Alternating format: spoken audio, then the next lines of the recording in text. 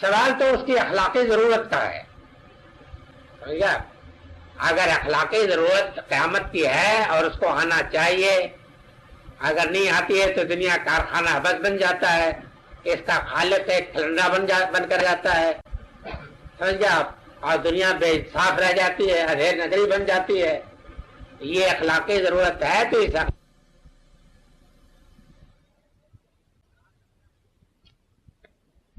رات اپنا سب اور ڈیرے ڈال دیتی ہے.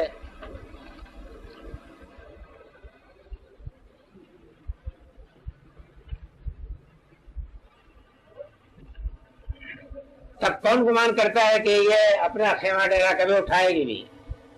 لیکن منٹ اور سیکنڈ کی پابندی کے ساتھ جس کا فیصلہ آپ اپنی کلائی کی گھڑی سے کر لیتے ہیں کہ اتنے بج کر کے اتنے منٹ کے اوپر بہرحال سورج شروع ہو جائے گا، کر لیتے ہیں کہ نہیں کرتے؟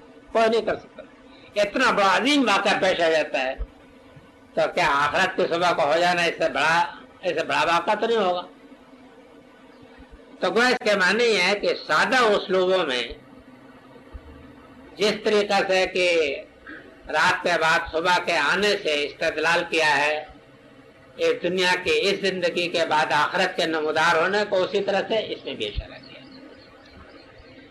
سمجھ گیا؟ خدا کے قدرت سے کوئی چیز بعید نہیں. مطلب یہ ہے کہ ہر چیز کی بات خدا کے ہاتھ پہ ہے. خدا جب چاہے جس چیز کو نمودار کر دے کوئی اس کا ہاتھ نہیں پکڑ سکتا، جب چیز چاہے جس کو غائب کر دے کوئی اس کا ہاتھ نہیں پکڑ سکتا. یہ یقین رکھنا چاہیے اپنی جگہ. ابھی بیچ میں دو چیزیں ہیں، ایک لیال نشر اور وشف والوتر. لیال نشر سے کیا مراد ہے؟ سادہ ترجمہ اس کا 10 راتیں، لیکن یہ نکرہ ہے. 10 راتیں کون سی مراد ہے؟ مفسرین تو چونکہ کوئی مقدس چیز ہونی چاہیے تو ذی الحجہ کی 10 راتیں لیتے ہیں، اس لیے کہ وہ مہینہ مقدس ہے. سمجھا؟ لیکن میرے نتیجوں کو اصولی طور پر یہ بات صحیح نہیں ہے. مقدس ہونا ضروری نہیں ہے، بلکہ کسی چیز پر شہادت ہونا اس کا ضروری ہے. تو میرے نزدیک یہ ہے کہ یہ حقیقت میں ایک مہینے کی 3 مرتبہ جو 10 راتیں ہوتی ہیں تینوں مراد ہیں، یعنی چاند کے عروج کی راتیں بھی اور چاند کے محاق کی راتیں بھی اور چاند کے کمال کی راتیں بھی. اب چاند جو ہے اس کی تشبیہ اللہ میاں نے بہت دی ہے قرآن مجید میں. کئی چیزوں پر خدا نے اپنی تصویر کے اوپر بھی دی ہے اور یہ دی ہے کہ جس طریقے سے سورج اور چاند کی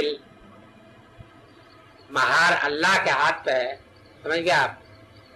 اور وہ اپنی قدرت سے ان کو لیے پھرتا ہے، اس کے قوانین کے تحت یہ چلتے ہیں. مجال نہیں ہے کہ ذرہ برابر بھی نرافہ اختیار کر لیں. چاند کے متعلق تو یہ بھی کہا کہ اللہ تعالیٰ نے اس کے لیے منزلیں ٹھہرا دی ہیں.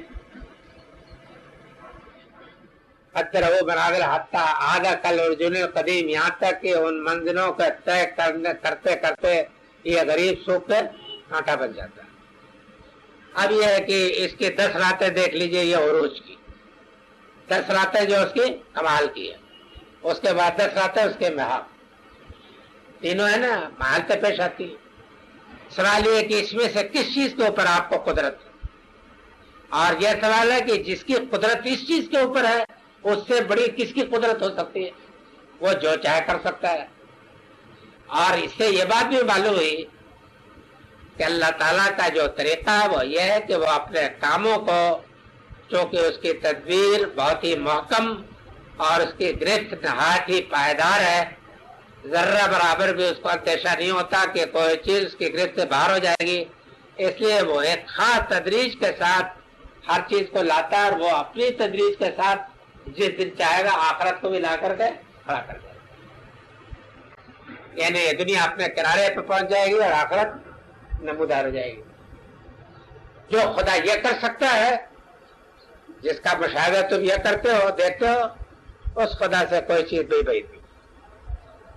تو اگر عروج محاق کے راتیں ہیں اس میں آپ براد لیں تو وہ اشارہ ہوگا کہ اس رات اور دن کے اندر، صبح اور رات کے اندر، ان نشانیوں میں سے یہ دیکھو کہ یہ جو ہوتا ہے نا